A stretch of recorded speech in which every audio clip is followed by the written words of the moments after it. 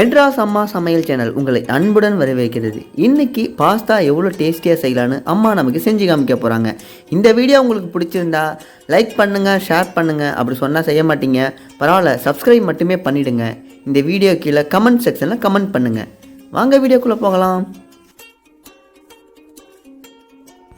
Pasta நாங்கள் கடையிலேருந்து வாங்கியிருக்கோம்.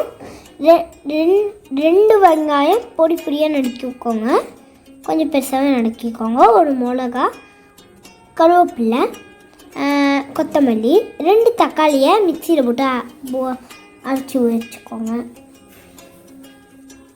அதுக்கப்புறம்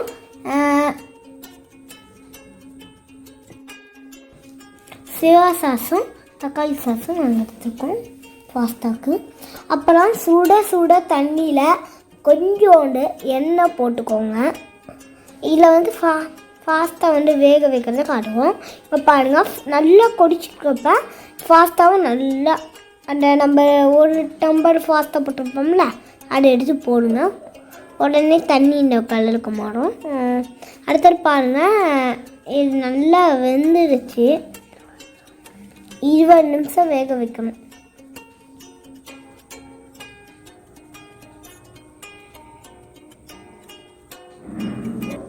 அடுத்தது ஒரு பேன்லேயே ஒரு அடுவில் ஒரு கொஞ்சோண்டு எண்ணெய் ஊற்றிட்டு கருவேப்பிலை, மிளகா, அடுத்தது வெங்காயம்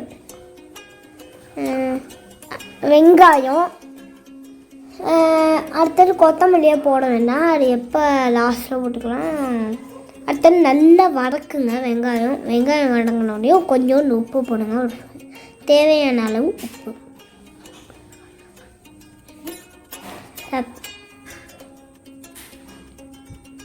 நல்லா வறுக்குங்க. அதுக்கப்புறம் மஞ்சத்தூள் கொஞ்சோண்டு போட்டுக்கோங்க. அந்த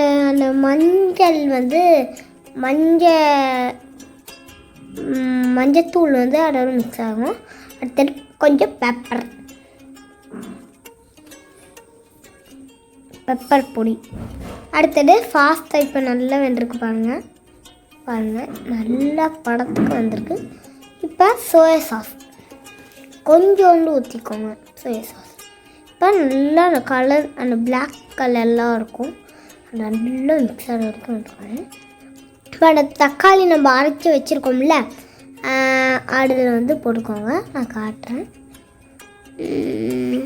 அடுத்தது பார்த்திங்கன்னா கொஞ்சம் தனி மிளகாய்த்தூள். அடுத்தது கொஞ்ச நேரம் மூடி வச்சுருங்க. அடுத்தது பாஸ்தா இப்போ நல்லா வெந்திருக்கு பாருங்கள். அந்த தண்ணியை வடிகட்டிங்க. அதாவது அந்த குண்டா இருந்துச்சுன்னா, சின்ன குண்டா வட்டி இருந்துச்சுன்னா அதை வட்டி வச்சு வடிகட்டிங்க.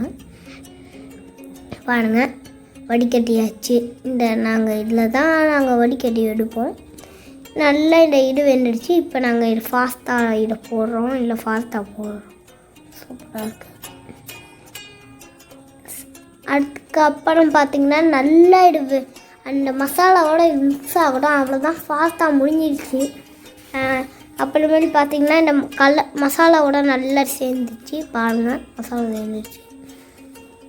அப்போ டொமேட்டோ சாஸ் லாஸ்ட்டில் போடுங்க.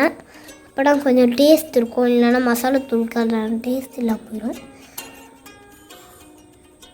அதுக்கப்புறம் கொத்தமல்லி போட்டு மூடிட்டுங்க.